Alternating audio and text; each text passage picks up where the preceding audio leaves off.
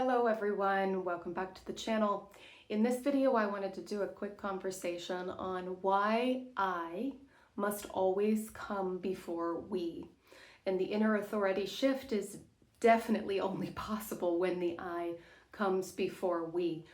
And this is pertinent, or I guess something that I wanted to get out quickly today because it was front of mind after watching yet another Hollywood film that kind of distorts and confuses and flips around a bunch of information that was called, I believe, A Sacrifice on HBO, and it gets into cults, and by the time you finish watching it, you will not like any spiritual concepts, and you will definitely not do any breath work. You'll be highly skeptical of anything that resembles a spiritual practice. And while, of course, there is some truth in this story that I would like to address, where there is some truth in it, most of it is just highly twisted understandings that kind of programs people away from their own inner authority development, their own spiritual development, which is going to stop their own inner authority development.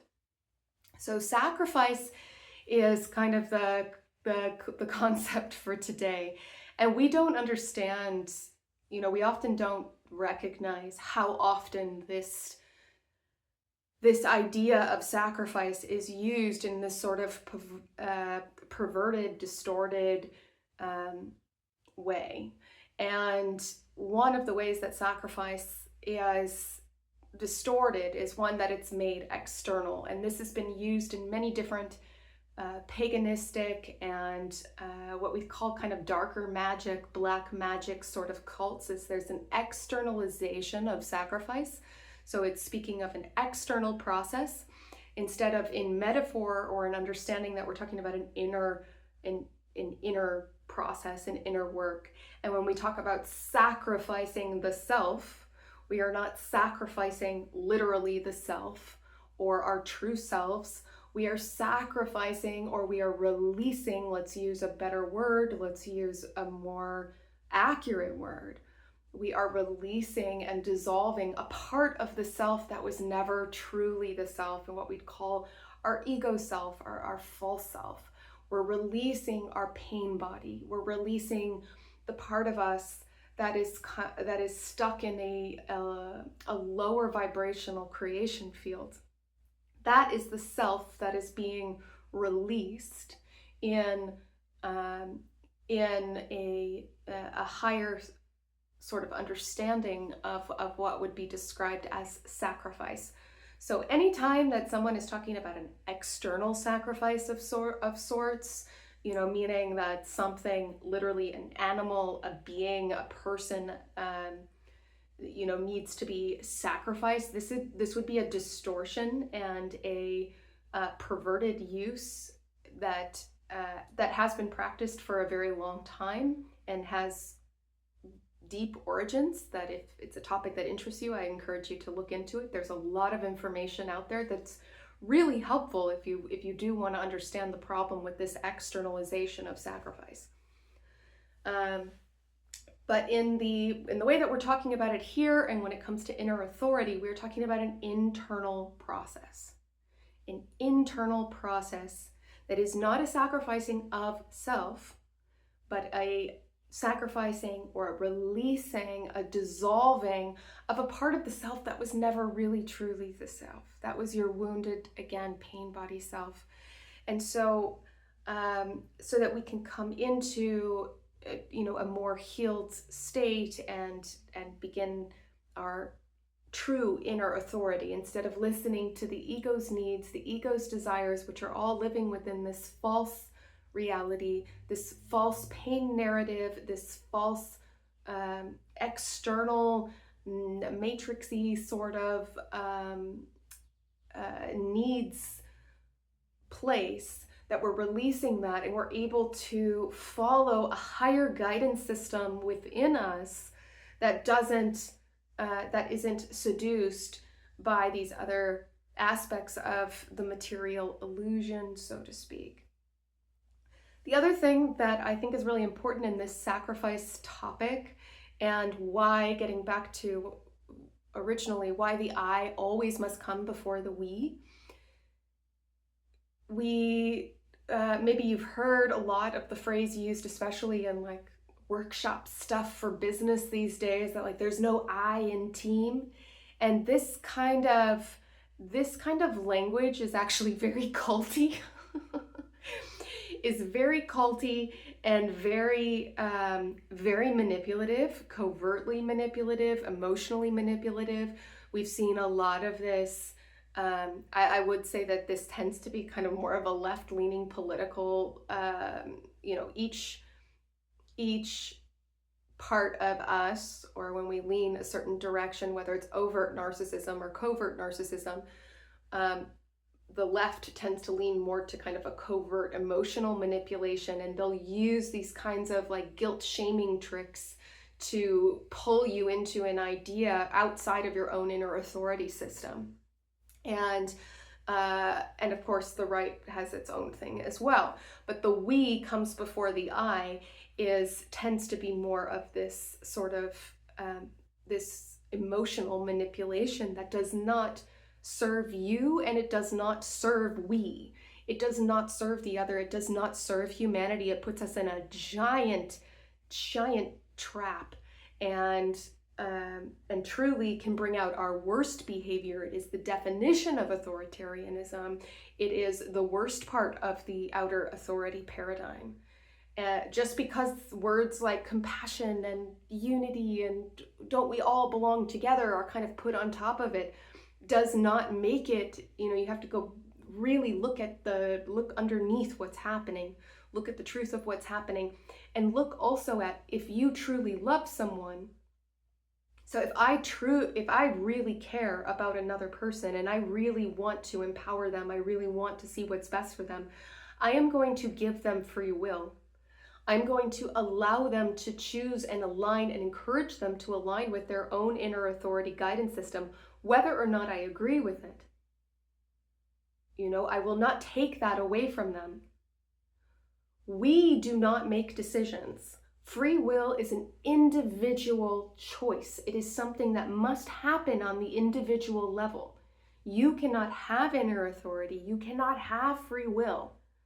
You cannot consciously move your energy and consciously co-create with another if you are not operating from the I. We do not make decisions. I make a decision. You agree with it or you don't. You co-create with me. You are interested, right? Your inner authority gives you the same guidance, and therefore we co-create. We make an agreement or not. So this, what's dangerous with this we is not only does it take everyone out of their inner authority and put us into this whole guilt, weird, shamey feeling about really being within, being true to ourselves, because truth then compromises the we. What if your truth goes against what seems to be the better good for the we? So there needs to be awareness whenever we start to recognize these sound bites, stories, these narratives being given to us through another, through an individual, through a relationship, or in a larger societal context. Bring a lot of awareness to the table, because yes, the I, when it's in the ego self and it's in its wounded, painful needs, and it's already kind of manipulated and outside of inner authority, I'm not referring to that I, but that I is kind of a part of the I, it's one of the layers, and it still needs to be addressed. And then we kind of have to go deeper. We have to move deeper beyond that kind of superficial egotistical I. So it's very important that whenever these sorts of dynamics come up, that we remind ourselves that there is always an I that's making the decision. So when there's a group, it says, well, we decided that we think. No, one person in that group, and you've seen how that works, one person in that group made a decision, convinced everyone else, and then everybody else, because they're used to an outer authority sort of structure, bowed down, gave in, or just agreed because they're too lazy to come up with any of their own conclusions, which is fine. That's part of being human. That's something that we have to recognize within our shadow being and our shadow self. But the bottom line is that we did not make a decision. Someone within that group made a decision that then everybody else sort of said, okay, cool, yeah, that I agree with. Or there was a group of, let's say, 10 people, and everyone individually had an I, went through their analysis, discussed in a productive way, bringing in their own individual truths, even if they conflict with others, and eventually they individually agreed on a consensus that then is presented as a group. But it's not we think, it was 10 I's. If you take away that, what happens also with this I is that we avoid responsibility. So if a group, let's say a group of people put forward something that is false, and they're going to say, well, it's like all of a sudden you don't know, there's no personal accountability for what was put forward that was false, right? It's kind of like we, the institution. There is no institution. There is a group of people. There are individuals within that collective group. So it's really important when it comes to co-creation that we understand the importance of the I first, not just I am more important than the other, but that I need to come to the table, you need to come to the table, she needs to come to the table, he needs to come to the table, and we all need to come forward and consciously bring our highest I, which would be the most awareness that we can, and our own inner authority, and take responsibility for our opinions, our beliefs, and anything and information and whatever we're bringing to the table. And now we can collaborate and we can discuss, as a group of I's, and then decide whether or not we agree. Someone says, we're going to make decision A or decision B. Here's decision A, I, right? It's kind of like that old school in the movies or on the boats when there's a decision that needs to be made and it's like, who's with me? Who agrees? It's like, I. Yeah, it's kind of that same thing, and it's actually very true. So the we comes from the I. And that is to be respected, upheld whenever possible at the maximum amount of, and this is why freedom is so important, but freedom of choice. Spiritually, we need to be able to choose. As individuals, we need to be able to take responsibility for our choices and our creations. And when there's so much language around the we, or you're being asked to sacrifice your I for the we, you have to ask yourself, am I being a little bit immature? Because is that sacrifice really such a big thing? Are we talking about, for example, maybe not consuming so much from mass production so that more artisans can, we can help to cultivate and nourish a more local culture. Okay, well, if you agree with that, and you think overall that would be a good thing to do, and you've looked at all of the information, and deep down in your inner authority, you believe that that's the right thing to do. And therefore, you might have to sacrifice your convenience of ordering something that you normally would order on Amazon. Is it really that much of a sacrifice? Or is like, so let's try to be mature about understanding how much is really being asked of you, and understanding that yes, there are compromises that are made in co-creation, that everything that is our I is not perfect, and so we have a lot of work to do on our I. But that said, from an inner authority perspective, and really ensuring that a lot of these unity concepts are not abused, are not used in an abusive way, and taking and redirecting people actually towards an even stronger outer authority system. And I'll just mention real quickly, anything outer authority, by the way, or a cult, if you want to know, like if you're in a cult or what a cult is, a cult, well, we can talk about what makes it different in a lot of our modern context, I believe, is that it requires a leader of sorts. But I think of it generally much more so as any time that you are losing your inner authority.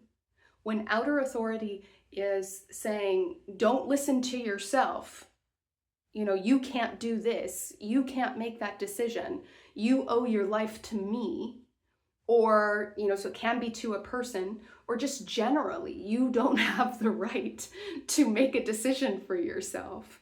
The outer authority knows better what to do, then it's a cult. And we can call that there are cults that are mainstream, and there are real funky, weird, disgusting, all kinds of strange cults that you can also go into.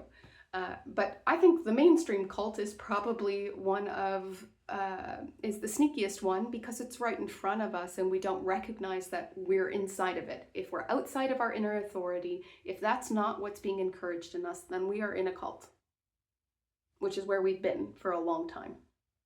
So, no external sacrifice. No sacrificing something outside of you, another being, person, anything else like that. It's a distortion. It's something that's going to loop your energy in not a way that you would like, or at least consciously know what you're doing. If that's a choice that you're deciding to make, really look into and understand and feel into whether or not that is something that's right for you. And remember that the I has to come before the we. This is not about selfishness. This is about co-creation. This is about healthy interdependence relationships. And what's critical for us moving forward in the inner authority shift, if we actually do want to live in a healthier, in a larger healthy society, we'd like to see things improve, then this inner authority shift is necessary, and the I has to come before the we in every way in order for us to get there. And then we will talk a lot more about all the beautiful things that happen with the we and the group and collective consciousness and unity and all of this. But it is achieved through the I. Through the I. Anytime somebody's starting to give you a lot of we, get you out of this, I would pay attention. Pay attention. Okay. Love and strength to you all. See you soon.